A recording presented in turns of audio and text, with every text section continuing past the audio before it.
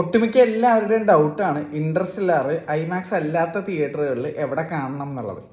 Interstellar എന്നുള്ള cinema 2 മണിക്കൂർ 49 മിനിറ്റാണ്. അതിൽ 66 മിനിറ്റാണ് എക്സ്പാൻഡഡ് ആസ്പെക്ട് റേഷ്യോയിലേക്ക് സ്വിച്ച് ചെയ്യുന്നത്. 70mm അല്ലെങ്കിൽ GT ഐമാക്സ് ആണെങ്കിൽ 1.43:1 റേഷ്യോയിലേക്കും സ്വിച്ച് ആവുന്നത്. അതേസമയം XT, കോള, സീനോൺ പ്രൊജക്ഷനുള്ള ഐമാക്സിലാണെങ്കിൽ 1.90:1 റേഷ്യോയിലേക്കും ആസ്പെക്ട് റേഷ്യോ സ്വിച്ച് ആവുന്നത്. നിങ്ങൾ ഐമാക്സ് അല്ലാതെ വേറെ ഏത് തിയേറ്റർ തിരഞ്ഞെടുത്താലും ഈ പറഞ്ഞ വൈഡർ ആസ്പെക്ട് റേഷ്യോ സ്വിച്ചിങ് ഉണ്ടാവില്ല. അതുകൊണ്ട് തന്നെ നിങ്ങൾ സാധാരണ ഒരു സ്കോപ്പ് സ്ക്രീൻ ആണ് എടുക്കുന്നുണ്ടെങ്കിൽ മുകളിലും അടിയിലും സൈഡിലും ഒന്നും ബ്ലാക്ക് ബാർ ഇല്ലാതെ നിറഞ്ഞു തന്നെ കാണാൻ പറ്റും ഫുൾ സിനിമ. പക്ഷേ നോളൻ ഇൻറ്റൻറ്റ് ചെയ്ത രീതിയിൽ ആയിരിക്കില്ല എന്നേ ഉള്ളത്.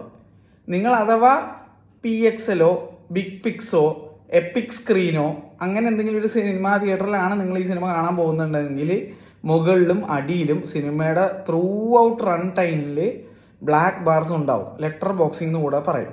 അത് നിങ്ങളൊന്ന് അറിയിക്കാൻ വേണ്ടിയിട്ടാണ് ഞാൻ ഈ വീഡിയോ ഇടുന്നത്. ഒരുപാട് പേര് ഇപ്പോഴും എൻ്റെ അടുത്ത് ആ ഡൗട്ട് ചോദിച്ചുകൊണ്ടിരിക്കുന്നുണ്ട്. അപ്പോൾ എൻ്റെ അഭിപ്രായത്തിൽ ഐമാക്സിലല്ല നിങ്ങൾ ഈ സിനിമ കാണുന്നുണ്ടെന്നുണ്ടെങ്കിൽ ഏതെങ്കിലും ഒരു 4K ലേസർ അറ്റ്മോസ് ഉള്ള ഒരു തിയേറ്റർ സെലക്ട് ചെയ്യുക. എൻ്റെ അഭിപ്രായത്തിൽ ഇന്ത്യയിൽ ഒരുപാട് scope ratio 4K laser Atmos theatres ഉണ്ട്. അതിൽ കുറച്ച് റെക്കമെൻഡേഷൻസ് ഇതൊക്കെയാണ്. ഐമാക്സിൽ കാണാൻ പറ്റിയാൽ മാക്സിമം ഐമാക്സിൽ കാണുക.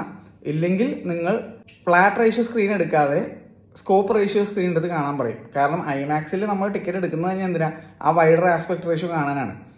അപ്പോൾ ആ വൈഡർ ആസ്പെക്ട് റേഷ്യോ സ്വിച്ചിങ് ഇല്ലാത്തൊരു തിയേറ്റർ എടുത്തിട്ട് ബ്ലാക്ക് ബാർ കാണുന്നതിനേക്കാളും നല്ലത് സ്കോപ്പ് റേഷ്യോ സ്ക്രീനിൽ തന്നെ മുഴുവൻ സിനിമ കാണുന്നതല്ലേ. അപ്പോൾ ആലോചിച്ച് ബുക്ക് ചെയ്യുക. ഒരു കാര്യം കൂടി നിങ്ങൾ അറിഞ്ഞിരിക്കുക, ഈ സിനിമ 13-ാം തീയതി വരെ തിയേറ്ററിലുള്ളൂ. അതിനുശേഷം 14-ാം തീയതി തൊട്ട് captain America Brave new world release ഉള്ളത് കാരണം പിന്നീട് തുടർന്ന് ഇൻട്രസ്റ്റെല്ലാറിന് ഷോ ഉണ്ടാകാനുള്ള ചാൻസ് വളരെ കുറവാണെന്നാണ് എനിക്ക് അറിയാൻ കഴിഞ്ഞത്. അതുകൊണ്ട് തന്നെ regardless of which ever seats എൻ്റെ അഭിപ്രായത്തിൽ 10th ഇയർ ആനിവേഴ്സറി സ്പെഷ്യലായിട്ട് ഈ വന്നിരിക്കുന്ന ഷോ എടുത്ത് കാണുക. ഈ സിനിമ ഈ അടുത്തൊന്നും നമുക്ക് കിട്ടാൻ പോകുന്നില്ല.